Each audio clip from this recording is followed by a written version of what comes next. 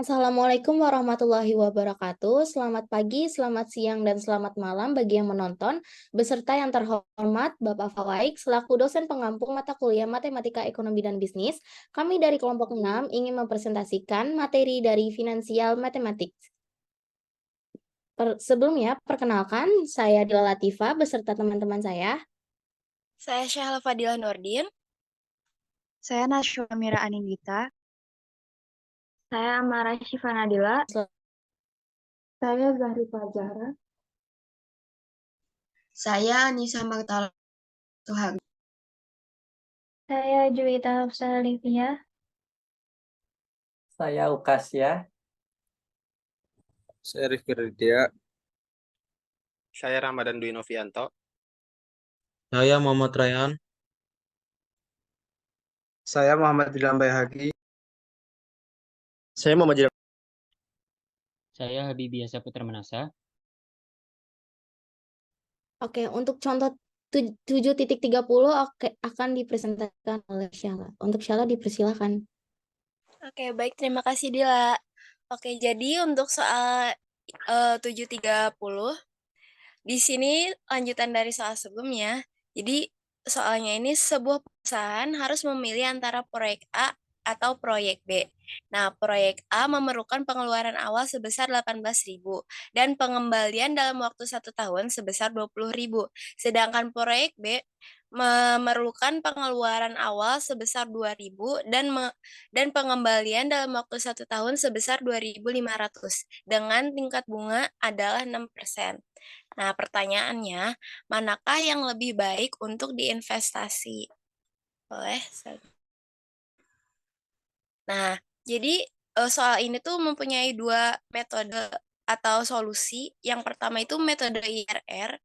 Jadi di sini tuh caranya RA sama dengan 20.000. 20.000 ini dari pengembalian dibagi 18.000 dari pengeluaran dikurang 1. Nah, hasilnya itu adalah 0,1 atau diubah ke persen jadi 11%. Nah, proyek B 2.500 dari pengembalian dibagi 2.000 dari pengeluaran dikurang 1. Hasilnya itu 0,25 atau sama dengan 25%. Nah, jadi di metode IRR ini lebih memilih pilihan yang B karena peluang investasinya tuh lebih baik dan hasilnya tuh lebih besar. Boleh next selanjutnya. Nah, sekarang menggunakan metode NPV. Di sini caranya itu minus 18.000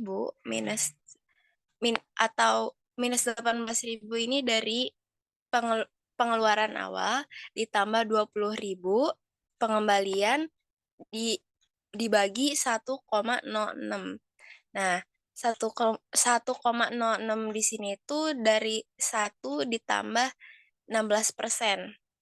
Nah, jadi hasilnya itu 867,92.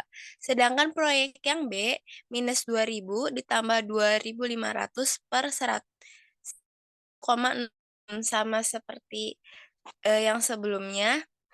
Hasilnya itu 358,49. Metode NPV ini lebih cenderung memilih yang proyek A karena hasilnya tuh lebih tinggi. Nah, jika perusahaan harus memilih salah satu dari proyek A atau proyek B, maka investasi A adalah pilihan yang terbaik. Karena metode IRR ini masih ada kurangnya gitu dibandingkan dengan NPV yang rumusnya itu lebih lengkap. Nah, meskipun perusahaan memilih kemungkinan untuk menggunakan uang sebesar 18.000 untuk berinvestasi dalam 9 proyek terpisah yang semuanya memberikan pengembalian yang sama seperti B, namun opsi ini tidak dapat dipertimbangkan. Boleh next? Izin bertanya, tadi yang 20.000 dibagi 1,06 sepertinya 6% ya, bukan 16%. Oh, Betul tidak? iya. Iya, ya. mungkin bisa dilanjut lagi kali. Boleh slide selanjutnya. Selanjutnya. Misalkan perusahaan A memiliki dana sebesar 18.000. Nah, jika perusahaan memasukkan semua dana tersebut ke dalam proyek A, maka pada akhir tahun total asetnya itu akan menjadi 20.000. Sedangkan menggunakan proyek B, perusahaan memasukkan 2.000 ke dalam proyek B, sisanya itu 16.000. Diinvestasikan di tempat lain dengan tingkat bunga 6%, karena di sini ada bunga. Jadi total aset akhirnya itu 19.460. Nah, di sini kenapa 2,5 ribu ditambah 16,960? 2,5 ribu ini kan dari pemasukan awal ya. Nah, 16,960 ini dari 16.000 ditambah 1 kali 6% ini. Jadi hasilnya segitu. Jadi total aset akhirnya itu 19,460. Dan jadi dapat disimpulkan kalau misalnya keuangan lebih baik secara keseluruhan pada akhir tahun itu memilih yang proyek A yang direkomendasikan oleh metode NPV gitu. Boleh next selanjutnya.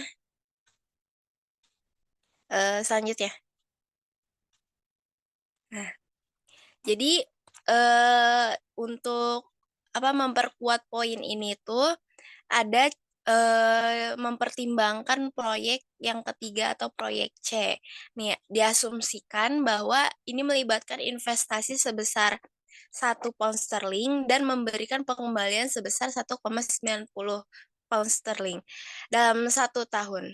Nah, proyek ini memiliki IRR yang sangat tinggi, yaitu 90%. Namun jumlah investasi yang kecil membuatnya kurang menarik atau kurang relevan gitu. Oleh karena itu, metode NPV lebih disarankan daripada menggunakan metode IRR. Selanjutnya akan disampaikan oleh Anissa. Baik, terima kasih Syahla atas penjelasan dari contoh 7.30. Saya Anissa Martalo yang akan menjelaskan contoh 7.31. Next. Soal dari contoh 7.31, proyek investasi ini melibatkan pengeluaran awalnya itu sebesar 25.000 dan pengembalian tahunan bersihnya itu ada di tahun pertama sebesar 6.000, tahun kedua yaitu 8.000, 8.000 juga pada akhir tahun ketiga, 10.000 pada akhir tahun keempat, dan 6.000 pada akhir tahun kelima. Tingkat bunga saat ini adalah 15%, tetapi diprediksi akan turun menjadi 12% tahun depan dan 10% untuk tahun berikutnya. Kemudian tingkat bunga akan naik 1% setiap tahunnya. Apakah proyek ini layak? Next. Jadi yang pertama solusinya itu kita pakai NPV secara manual, belum masuk ke Excel dulu. Jadi kalau secara manual itu NPV sama dengan minus 25.000. 25.000 itu dari pengeluarannya plus 6.000. 6.000 itu dari tahun pertama, dari pengembalian tahun pertama pada akhir tahun pertama, terus per 1,15 itu diambil dari tingkat bunganya itu. Tingkat bunganya itu yang pertama kan 15%. Terus ditambah 8.000 per 15%, 1,15 dikali 1,12 itu 12-nya itu diambil dari tahun kedua, tingkat bunga tahun kedua yaitu 12%. Jadi kalau dia jadi 1,15 dikali 1,12. Untuk satunya itu dari rumus ya. Terus selanjutnya 8.000 per 1,15 diambil dari suku bunga yang pertama dikali 1,12 dikali 1,1. 1,1-nya itu dari suku bunga yang tahun ketiga berarti. Nah, terus habis itu 1,12-nya sama kayak suku bunga tahun kedua. Terus selanjutnya ada 10.000. 10.000 berarti diambil dari awal, yaitu 1,15 dikali 1,12 dikali 1,1 dikali 1,11. 11-nya itu diambil dari kan di soal itu kan 10% tahun berikutnya. Terus kemudian tingkat bunganya itu akan naik setiap tahunnya. Jadi untuk tahun keempat itu 11%, jadinya 1,11. Ditambah 6.000 di tahun kelima, yaitu 1,15 dikali 1,12 dikali 1,1 dikali 1,11 dikali 1,12. 1,12 ini diambil dari yang tadi saya jelaskan sebelumnya, yaitu suku bunganya meningkat 1% per tahunnya. Terus dijumlahin menghasilkan minus 25.000 ditambah 6.000 per 1,15 ditambah 8.000 per 1.288 1,288 ditambah 8.000 per 1,4168 ditambah 10.000 per 1,572648 dan ditambah 6.000 1,761367. Dihasilkan seperti ini, minus 25.000 ditambah 5,217,39 plus 6,211,18 ditambah 5,646,53 ditambah 6,358,70 ditambah 3,406 di 0,45. Terus yang koma ini dijumlahin menjadi 26,840,25. Jadinya minus 25.000 ditambah 26,840,25 dihasilkan 1,840,25. Next. Nah, di sini kita akan mencoba menghitung NPV dengan cara Excel. Maaf, Bi, mau share screen Excel-nya.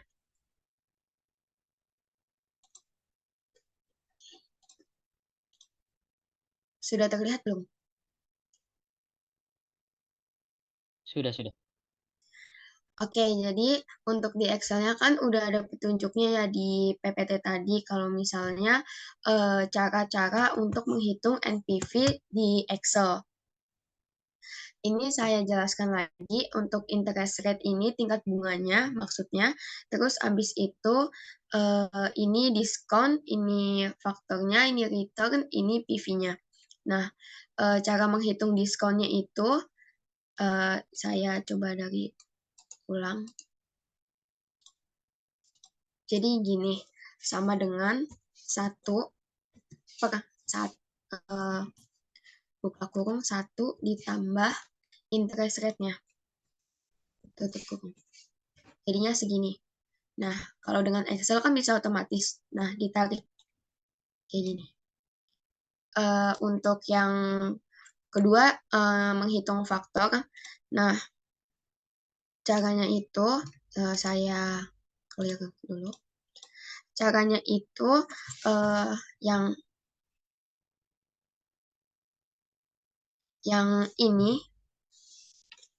ini dikali sama ini. Hasilnya segini. Terus ini ditarik aja ke bawah. Jadi yang untuk tahun keempat, ini kan 0,635870. Nah, ini nolnya bisa dihilangin aja kok. Karena ini Excel, sebenarnya bisa. Tapi ini ambil yang dari otomatis Excel-nya dulu ya. Terus untuk return-nya itu diambil dari soal, 25.000 itu dari pengeluaran, 6.000-nya itu dari tahun pertama, maksudnya pada akhir tahun pertama, yang 8.000 ini pada akhir tahun kedua, 8.000 lagi pada akhir tahun ketiga, 10.000 pada akhir tahun keempat dan 6.000 pada akhir tahun kelima. Nah, untuk PV-nya itu yang dihitung dari tahun pertama,